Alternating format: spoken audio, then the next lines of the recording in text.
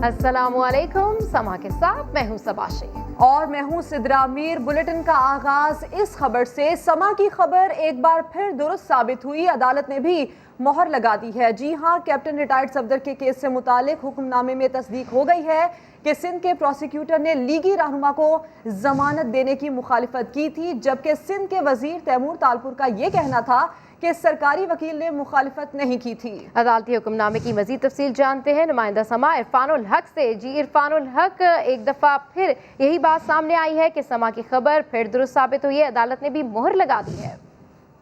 जी हाँ, गुज़िश्ता 2-3 रोज़ से जो सूबाई हुकूमत का मौक़िफ़ था वो यही था कि हमने अदालत में ये मौक़िफ़ नहीं अपनाया कि कैप्टन सफदर की ज़मानत की मुखालफत की जाए या उन्हें रिमांड दिया जाए, बल्कि उनका ये दावा था कि अदालत में उन्होंने जो नून लीग के वकला थे उनकी हिमायत की थी। जो पीपल्स लॉयर्स फोरम्स के वकला हैं, पीपल्स पार्टी के वकला हैं, वो भी हमसे रब्ता करके ये कहते रहे कि ऐसी बात नहीं है, जबकि हमारी ख़बर ये थी कि अदालत में समाअत के मौके पर एडिशनल डिस्ट्रिक्ट पब्लिक प्रोसिक्यूटर यानी जो सिंध हुकूमत के वकील हैं, जो प्रोसिक्यूटर जनरल ऑफिस की नुमाइंदगी करते हैं, उन्होंने ज़मानत की न सिर्फ मुखालफत की बल्कि जो PTI के वकला थे यानी मुद्दई मुकदमा वकास अहमद के वकला थे, उनके मौक़िफ़ की मुकम्मल तायीद की और हिमायत की। अदालत को बताया कि ये जो जुर्म है ये मज़ार कायद की बेहुरमती का जुर्म है और इसके साथ ही साथ कत्ल की धमकियाँ देने का इल्ज़ाम है। ये इंतहाई संगीन इल्ज़ामात हैं और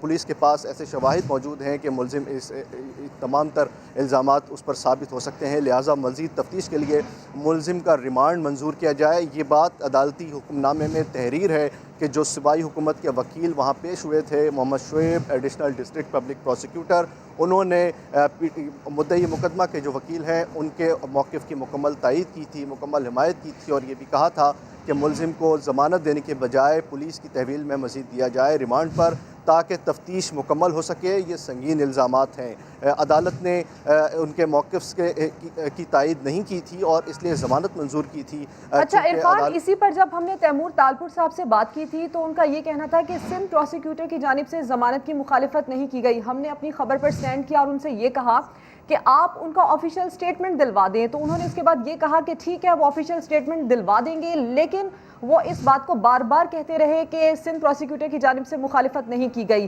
तो अब ये बताइएगा कि ये केस, ये मामला सिंध हुकूमत की जानिब से कितना कमज़ोर है कि उनके अपने ही सूबाई वजीर को इस बारे में इल्म नहीं था।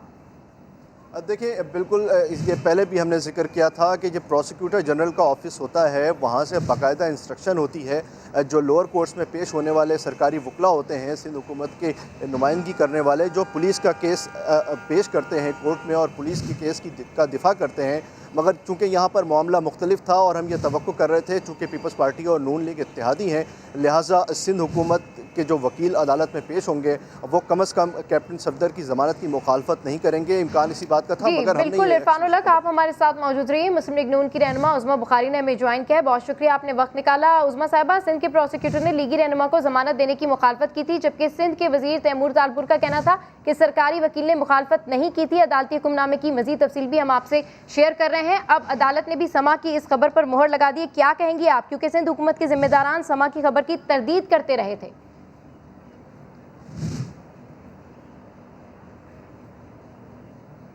उज़मा साहिबा, आपको आवाज़ आ रही है?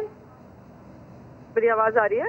जी जी जी, मैं कह रही हूँ कि इसकी तस्दीक और तरदीद तो ज़ाहिर है सिंध हुकूमत ही कर सकती है, लेकिन ये बात अब इर्रेलेवेंट हो गई, ये बात बहुत पीछे रह गई कि प्रोसिक्यूटर ने क्या किया। उसने अगर IG जो है वो बेचारे अगवा हो सकते हैं, तो प्रोसिक्यूटर बेचारे की क्या जुर्रत है कि वो इसकी मुखालफत ना करता। तो अभी ये तहकीकात हो लेने दे, सामने आ जाएगी बात। उज़मा साहिबा, आपका ये कहना है कि जो प्रोसिक्यूटर था सिंध हुकूमत की जानिब से वो भी प्रेशराइज था, आप ये कह रही हैं? देखने में तो यही लगता है ना जी। अगर सिंध हुकूमत जो है वो बेचारी अपने IG को नहीं बचा सकी और IG के लिए कुछ नहीं कर सकी, तो मुझे क्या मालूम कि प्रोसिक्यूटर साहब जो है वो किस स्टेट ऑफ माइंड के साथ अदालत में मौजूद थे। लेकिन मैंने कहा कि ये बातें अब इर्रेलेवेंट हो गई। ये बात अब खुद PTI जो है, जो बहुत उतावली थी इस FIR को दर्ज कराने के लिए, अब वो खुद इससे भाग रहे हैं। वज़ीर आज़म हमारे जो है वो किसी कोने में जो है वो छुपे हुए हैं, उनको नहीं मालूम मुल्क में क्या हो रहा है, क्या मसाइल चल रहे हैं। तो ये प्रोसिक्यूटर ने किया नहीं किया, ये अब अच्छा irrelevant हो उस्मा गया है। साहिबा, जिस मसला तरीके से इससे आप ये आगे कह रहे हैं जा कि सारा मामला तो अभी तक इररेलेवेंट है, अभी तो तस्दीक हो लेने दें, अभी तो तहकीकात हो लेने दें, तो अदालती हुक्मनामे में सरकारी वकील की मुखालफत की तस्दीक और दूसरा दौरान समाअत मुद्दई मुकदमा और सरकारी वकील का एक ही मौक़िफ़। लेकिन अगर बात की जाए सिंध हुकूमत की तो उनके जिम्मेदारान समा की खबर की तरदीद करते रहे, तो क्या पीपल्स पार्टी तो डबल गेम नहीं कर रही है आपके साथ? ये ख्वाहिश तो हो सकती है बहुत सारे लोगों की, लेकिन ऐसा है नहीं। और जो प्रोसिक्यूटर साहब हैं वो अगर सिंध हुकूमत जो है वो इसको डिनाई कर रही है तो सिंध हुकूमत की इंस्ट्रक्शंस यही होंगी ना कि उनको इसकी मुखालफत करनी है। लेकिन वो जाके वहाँ पे किस तरह से हमायत करते रहे और क्यों करते रहे, ये भी मेरा ख्याल है एक और नया पंडोरा बॉक्स है जो खुलना चाहिए या खोलना पड़ेगा। नहीं उस्मा साहिबा, ख्वाहिश की बात नहीं कर रहे हैं हम, अब जो खबर सब कुछ। सामने आई है उसके बाद हम तो आपसे पूछना चाह रहे हैं कि आपको तो ऐसा नहीं लगता कि पीपल्स पार्टी जी, जो है वो मुझे नहीं डबल गेम लगता। कर रही है आपके साथ? जी नहीं, मुझे बिल्कुल नहीं लगता। अच्छा उस्मा क्योंकि साहिबा, जो जिस फैक्ट्स तरीके हैं वो से सबके इस सामने केस को, इस मुकदमे को सिंध हुकूमत की जानिब से प्रोसीड किया जा रहा है, आपको इत्मीनान है, एतबार है पूरा पूरा पीपल्स पार्टी पे? जी बिल्कुल है जी। और मैं समझती हूँ कि पीपल्स पार्टी जितनी मजलूम है इस वक्त, हमें उस पर शक करने की बजाय उनका साथ देना चाहिए।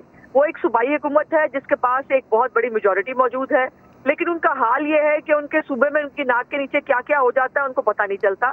ये आईजी वाला मसला जो है, ये जैसे इसकी तहकीकात सामने अगर आई तो मुझे तो वैसे ये भी शक है, पता नहीं आएंगी नहीं आएंगी तहकीकात आप सामने ये आएंगी कह तो रही वैसे हैं कि मसला हल हो पीपल्स जाएगा। पार्टी मजलूम है और वो इस वक्त खुद बेख्तियार है, लेकिन आपको पूरा पूरा एतमाद है। उस्मा बुखारी साहिबा, आपने वक्त दिया और इसी मामले पर हमारे रिपोर्टर इरफानुल हक भी हमें अपडेट कर रहे थे। आप दोनों का शुक्रिया। कैप्टन रिटायर्ड सफदर की गिरफ्तारी पर विफाकी हुकूमत सिंध सरकार के इल्जामात का जवाब देने मैदान में आ गई। वज़ीर इत्तला शिबली फराज ने कहा सफदर अवान से गिरफ्तारी के वक्त कोई जोर जबरदस्ती नहीं हुई और अगर ज्यादती हुई भी है तो सिंध में तहरीक इंसाफ की नहीं, पीपल्स पार्टी की हुकूमत है। ये जहनी तौर पे घबराहट का शिकार हो गए हैं। इन्होंने जो अपने जलसों की रिस्पांस देखी है तो इन्होंने हर किस्म का झूठ फरेब अपना लिया है। न तो कोई ज़बरदस्ती हुई, ना कोई खींचातानी हुई, और अगर हुई भी तो इसका जिम्मेदार कौन है? सिंध में किसकी हुकूमत है कि आपकी सियासत ख़त्म हो रही है?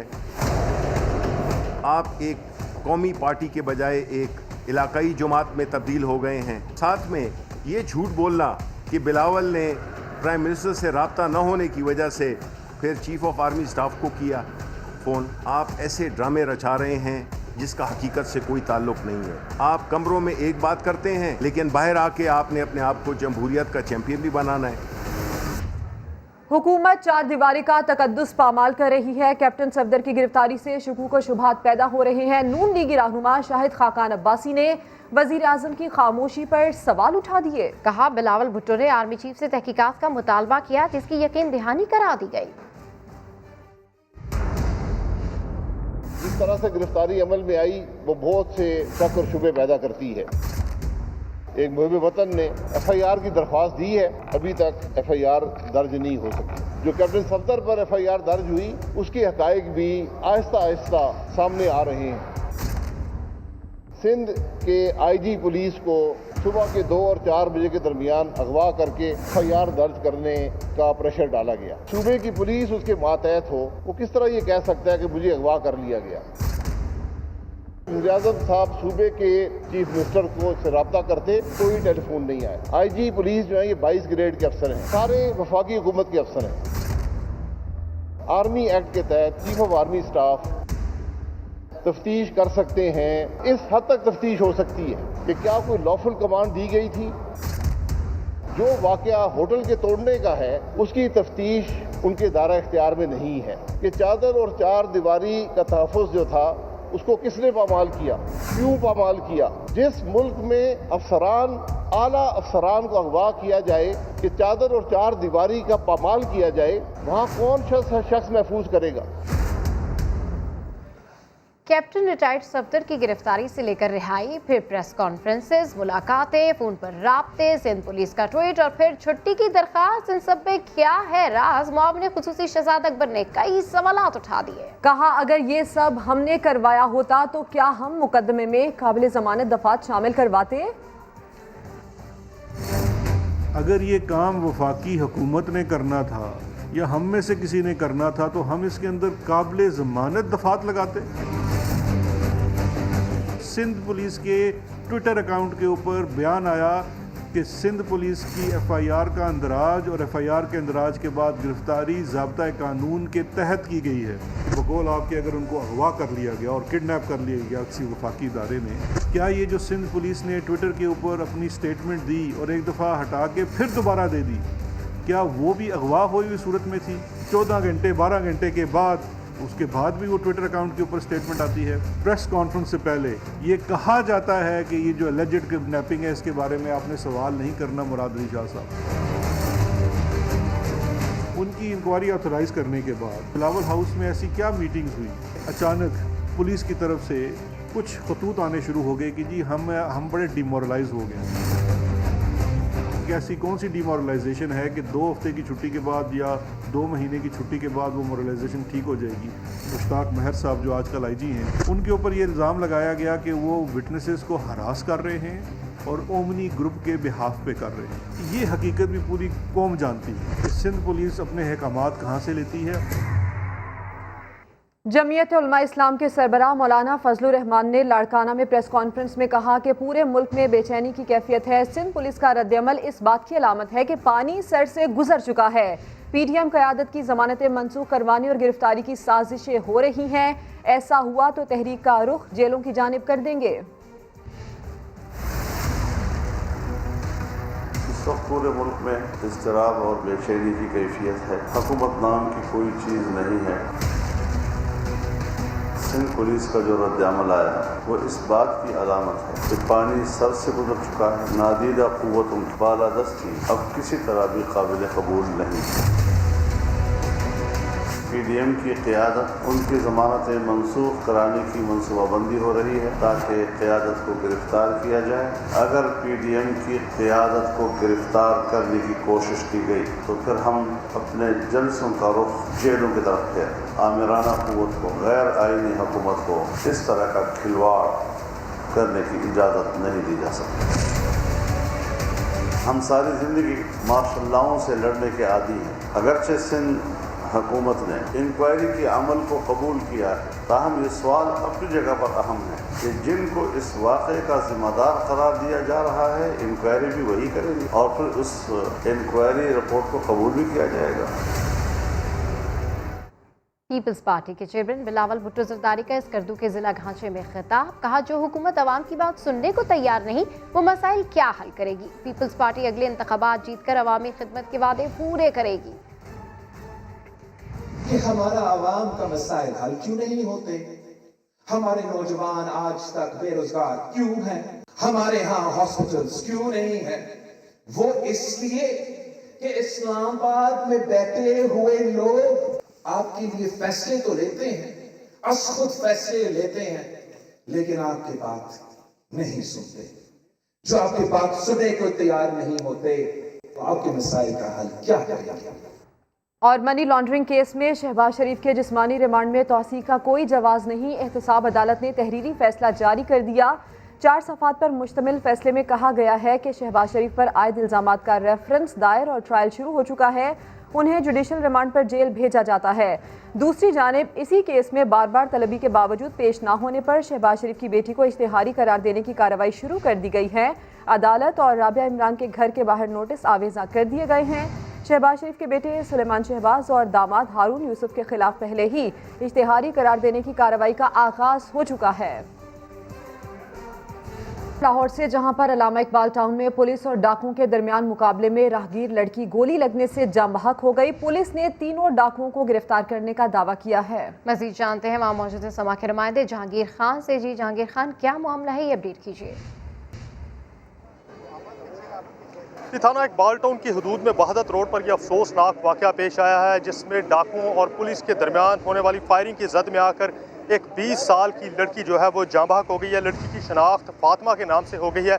स्पॉट की निशानदही पुलिस ने कर ली है। जाए वक़ुआ से अभी शवाहिद इकट्ठे किए जा रहे हैं और लड़की की मैयत को जो है वो पोस्टमार्टम के लिए मुंतकिल कर दिया गया है। अभी तक पुलिस का ये दावा है कि डाकुओं की फायरिंग से फातिमा की हलाकत हुई है, लेकिन हतमी तौर पर अभी इसके बारे में कुछ भी नहीं कहा जा सकता। हुकाम का कहना है कि मामले की तहकीकात की जाएंगी, जिसके बाद हतमी तौर पर यह डिक्लेयर किया जाएगा कि आया फातिमा की हलाकत डॉल्फिन फोर्स के एहलकारों की फायरिंग से हुई या के डाकुओं की फायरिंग से। पुलिस का यह कहना, वारदात में मुलविस तीनों डाकुओं को गिरफ्तार किया जा चुका है। ये डाकू जो है समनाबाद मिल्लत पार्क के इलाके से ये के बाद 3 वारदातें करके फरार हो रहे थे और इनको चेस करते हुए, इनका ताक़ुब करते हुए डॉल्फिन फोर्स के एहलकार जब बहादुर रोड पर पहुंचे हैं तो डाकुओं ने फायरिंग कर दी, जिसकी जद में आकर फातिमा जो कि अपने वालिद के साथ यहाँ पर खड़ी थी। ठीक है, पुलिस ने तीनों डाकुओं को गिरफ्तार कर लिया है। जहांगीर खान अपडेट करें, आपका शुक्रिया। लाड़काना पुलिस की बड़ी कार्रवाई, 7 मुबैना डाकू मारे गए, बड़ी तादाद में असला बरामद कर लिया गया। पुलिस के मुताबिक कच्चे के इलाके में डाकुओं और पुलिस में 7 घंटों तक फायरिंग का तबादला हुआ। डाकुओं के ठिकानों को तबाह कर दिया गया। बरामद हथियारों में anti aircraft gun, rocket launcher भी शामिल हैं। एसएसपी का ये कहना है कि मुकाबले में 100 से ज़ायद मुकदमात में मतलूब डाकू, पठान और इकबाल नारे जो भी मारे गए हैं, जिनके सर की कीमत 10-10 लाख रुपए मुकर्रर की गई थी। दूसरी जानिब खैरपुर पुलिस लाड़काना पुलिस के तवील ऑपरेशन से मुकम्मल लाइल्म रही। अब खबर ये कि गैर ज़रूरी इल्तिवा ना दिया जाए, करप्शन के मुकदमात को जल्द निपटाया जाए। सुप्रीम कोर्ट ने एहतसाब अदालतों को करप्शन केसेस की रोज़ाना की बुनियाद पर समाअत का हुक्म दे दिया। गैर ज़रूरी इल्तिवा देने की भी ममानत कर दी। 120 नई एहतसाब अदालतों के क़याम से मुतालिक समाअत का तहरीरी हुक्मनामा जारी कर दिया गया। जुल्करनैन इकबाल की रिपोर्ट। एहतिसाब अदालतों में कई सालों से लटके करप्शन मुकदमात जल्द निपटाने के लिए बड़ी अदालत का तहरीरी हुक्मनामा जारी। मुकदमा करप्शन का हो तो समाअत रोजाना की बुनियाद पर की जाए। नैब कोर्ट्स को करप्शन मुकदमात के जल्द फैसले करने का हुक्म दे दिया। सुप्रीम कोर्ट ने तहरीरी हुक्मनामे में करार दिया कि शवाहिद रिकॉर्ड करने का अमल तेज करके जल्द समाअत मुकम्मल की जाए। एहतिसाब अदालतें करप्शन के मुकदमात में इल्तिवा न दें। चेयरमैन नैब को भी अदालती अहकामात पर अमल दरामद यकीनी बनाने का हुक्म दे दिया। प्रोसिक्यूटर जनरल नैब को इस्तेगासा के गवाहान की हाजिरी यकीनी बनाने, जबकि एहतिसाब अदालत कराची को लाखड़ा पावर प्लांट केस का 1 हफ्ते में फैसला करने का हुक्म दिया गया है। अदालती हुक्मनामे में कहा गया है वफाकी काबीना 1 माह में 120 नई एहतिसाब अदालतों के कयाम की मंजूरी देगी। सुप्रीम कोर्ट ने एहतसाब अदालतों को करप्शन केसेस की रोजाना की बुनियाद पर समाअत का हुक्म दे दिया। वजीर आजम इमरान खान भी यही मुतालबा कर चुके हैं। मेरी रिक्वेस्ट है जनाब चीफ जस्टिस साहब, जो गवर्नमेंट से आपको लॉजिस्टिकल सपोर्ट चाहिए हम देने के लिए तैयार हैं।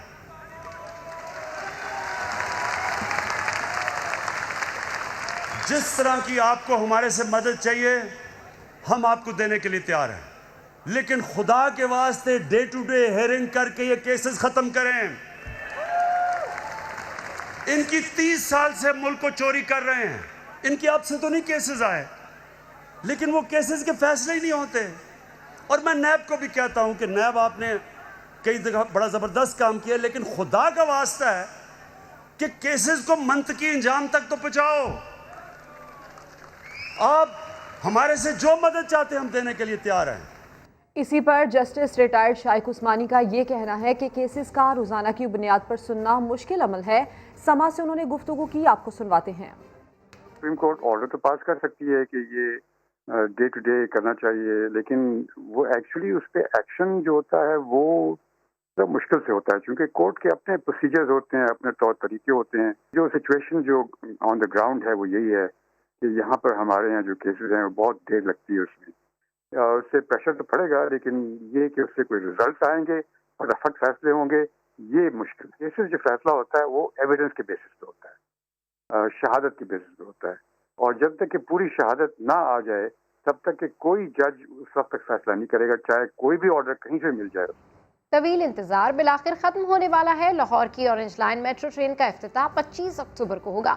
26 अक्टूबर से आवाम सफर कर सकेंगे। तमाम तैयारियां मुकम्मल कर ली गई हैं। इस हवाले से रिपोर्ट करेंगी तहमीना अहमद। मुल्की तारीख में पहली बार जदीद तर्ज की इलेक्ट्रिक ट्रेन अब लाहौर में रवां दवा होगी। ट्रेन डेरा गुजरा के स्टेशन से शुरू होकर रायवेंड के अली टाउन तक 27 किलोमीटर के ट्रैक पर लोगों को मंजिलों तक पहुंचाएगी।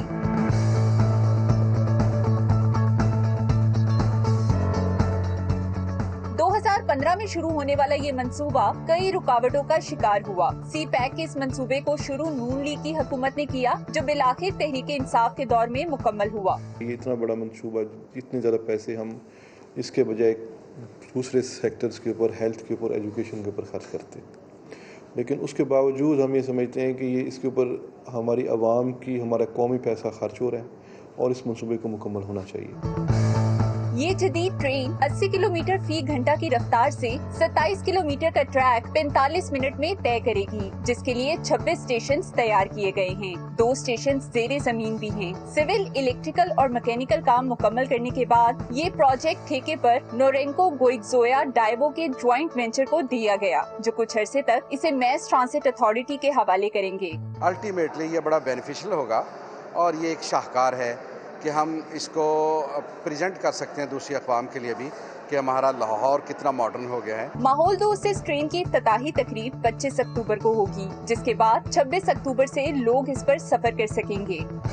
उम्मीद की जा रही है कि ऑरेंज लाइन मेट्रो ट्रेन आवाम में काफी मकबूल होगी, जो सिर्फ 40 रुपए में न सिर्फ उन्हें अपनी मंजिल तक पहुंचाएगी, बल्कि लाहौर के सकाफती मकामात के नज़ारे भी कराएगी। कैमरामैन मोहसिन इकबाल के साथ तहमीना अहमद, समा, लाहौर। दुनियाई क्रिकेट का पाकिस्तान पर एतमाद बढ़ रहा है। इंग्लिश काउंटी वॉर्कशायर के भी आइंदा साल मार्च में दौरा पाकिस्तान का इम्कान है। इंग्लिश काउंटी सीजन से कबल 2 टीम्स पाकिस्तान के दौरे पर गौर कर रही हैं। वॉर्कशायर की टीम आइंदा सीजन की तैयारियों के सिलसिले में लाहौर के दौरे का प्लान बना रही है। क्रिकेट की मारूफ वेबसाइट के मुताबिक CEO PCB वसीम खान ने काउंटी हुकाम को ट्रेनिंग की बेहतरीन सहूलियात और क्वालिटी टीम्स के खिलाफ मैचेस की यकीन दहानी करवाई है। और अब आपको ये बताएं कि सिंध में एक ऐसी अनोखी झील भी है जो सहरा के अंदर है, और ये कहाँ है ये जानते हैं शायान सलीम की इस रिपोर्ट में। आप समझते हैं कि सहरा सिर्फ रेत का समंदर है तो आपको अपनी सोच बदलनी पड़ेगी। सहरा में भूख व इफलास ही नहीं, कुदरत के अनमोल खजाने भी छुपे हैं। अछरो-थर में झीलों का एक वसी सिलसिला है। एक ऐसी ही झील की आपको सैर कराते हैं।